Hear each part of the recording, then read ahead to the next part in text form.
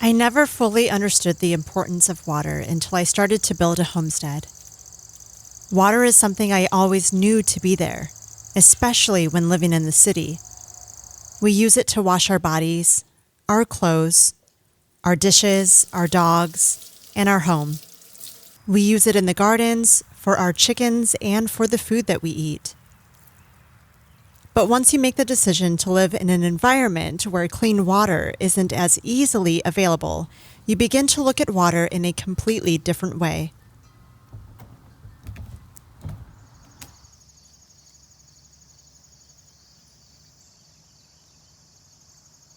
Here we have a well, which flows directly into our home and is powered by an electric pump.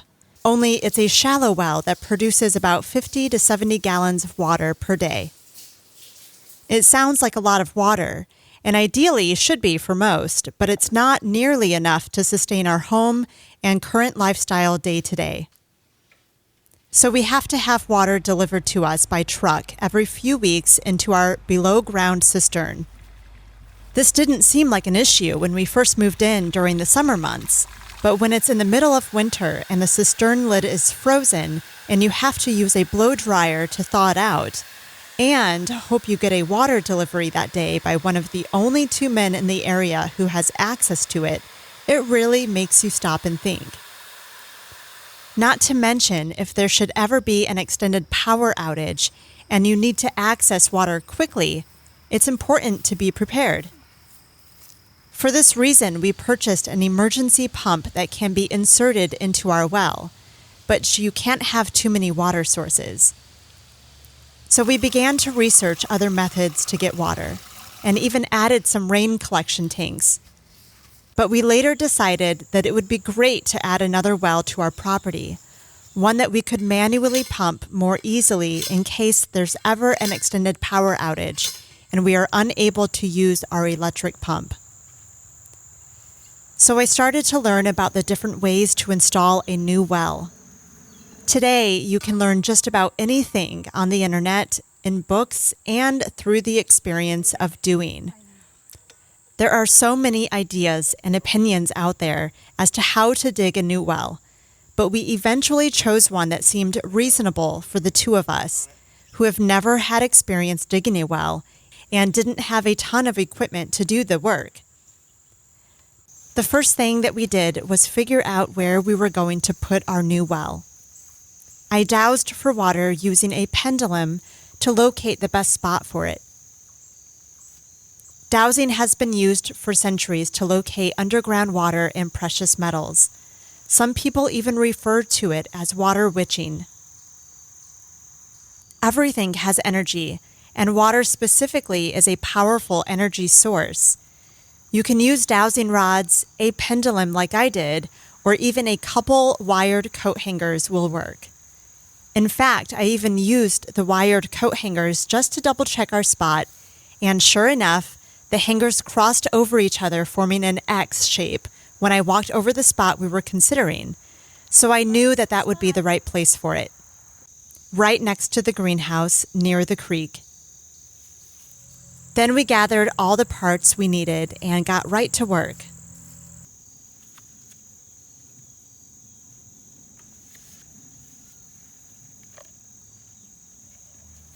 We started to pound our well spike into the ground, trying to keep it as straight as possible, as we used our 8-pound T-post driver. We then attached our first pipe to it, coating the threads with sealant, and continued to pound it into the ground with the driver. With each pound, it began to go in at a slight angle. We tried to pull it out, but it wouldn't budge, so we got creative and used some leverage to straighten it back out. This took a while. I'm sure it would have gone a lot faster had we had more weight on our driver, but luckily we were not pressed for time. The post driver rattles every bone and muscle in your body with each pound, so between the both of us and the other work we have to do, we were taking our time and doing a little bit each day. We repeated this process, adding more pipe each time. As you begin to fasten the pipes together, You have to make sure that they are really tight. So we used a pipe wrench to secure them and continued to tighten the pipes as they went deeper and deeper into the ground after several drives with our pounder, in case anything loosened up after using the post driver. We managed to get 12 feet of pipe into the ground and even hit water. I know it doesn't sound like a lot, but it was certainly something for us to celebrate. But then we ran into a couple big issues. Our drive cap got stuck. We tried everything to get this thing off, but it would not budge. We think it may have gotten stuck, not only from the sheer force of pounding our driver onto it over and over again, but also because we left it on the pipe for a few nights overnight. With the change in temperatures, during the day still rising into the 80s and at night dropping into the 50s or 60s, the pipe may have expanded, making it tough for our drive cap to come off. We used a couple pipe wrenches and all of our strength, and it wouldn't budge even the tiniest bit. I felt completely gutted, but we weren't ready to give up. A fan of the channel suggested using a torch on it, so we went out and bought a torch. Ideally, the heat from the fire would release some of the tension. Once we used the torch on our drive cap, we continued to use our wrenches and full body weight to try and loosen the cap. And it worked. I was beyond excited, giddy and jumping around like a little girl. It was a big win for us and certainly worth celebrating. Go ahead and use every muscle in your body. Oh my god. We did it. Holy crap. High five on that one. However, right after removing the drive cap, we noticed that the pipe threads had been worn off. We needed to attach more pipe to this thing, and it definitely was not going to happen without any threads. So again, I felt defeated. Look at this. No. We weren't sure what to do next and did more research trying to see if anyone else had experienced this before. It's totally stripped. Someone suggested a farm jack to pull the pipe out of the ground and replace the pipe with a new one. We figured it was worth a shot, so we tried setting up a jack. It was frustrating since neither of us had worked with a farm jack before, but there's a first for everything.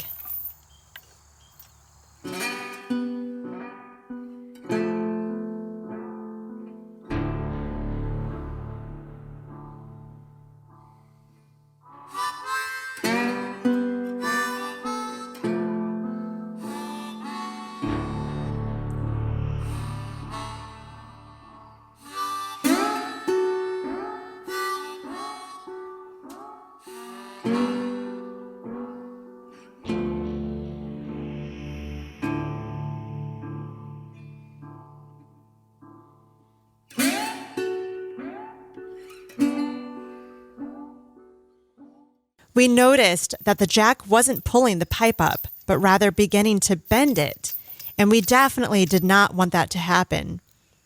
We even tried changing position, working our way around the pipe in hopes of just loosening it up a bit more and inching it up higher out of the ground, but it didn't work. I was frustrated, to say the least, and almost ready to give up. I feel awful. I feel like, why did we even do this to begin with? This is the exact same thing that it's like, clearly, this doesn't want to work. But after giving ourselves a few days to reset and do more research, we got back to work. Several people suggested that we cut off the old threads and make new ones using a die cast. Another thing we've never done before, but we were open to anything that would help us complete this project.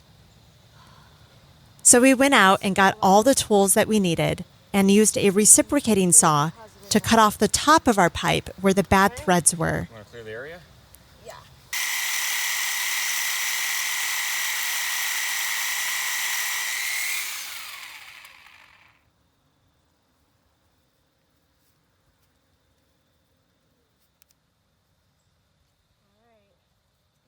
cleanest cut as I could do. We cleaned up any burrs and got it ready to be rethreaded. Then the rain came. It poured for days, flooding that entire area. The water just sat there, and the ground became very soft and muddy. The flooding also occurred along our driveway, so we had to fix that too. Several days passed, the temperatures got much cooler, and we had our very first frost. Some nights dropping into the 20s. My focus turned toward the garden, preparing it for winter, harvesting any final crop before the frost and snow came, as well as loading the greenhouse with my potted plants. I also cleaned the gutters and did a few more projects around the house before the first snowfall. When we first started the well, we thought we would have had it all done in a few days' time, but running into the issues that we did, it set us back. The well is one of the biggest projects we have ever taken on, mainly because neither of us have ever done it before and aren't exactly the handiest with tools. I got a better grip now. Okay. On one of the warmer days, we decided to try and finish the well. We were excited to finally finish it, but the ground was still so soft and muddy around the post, and we had to pump water out of it. We oiled the pipe and fastened the die cast around it, turning it until it caught.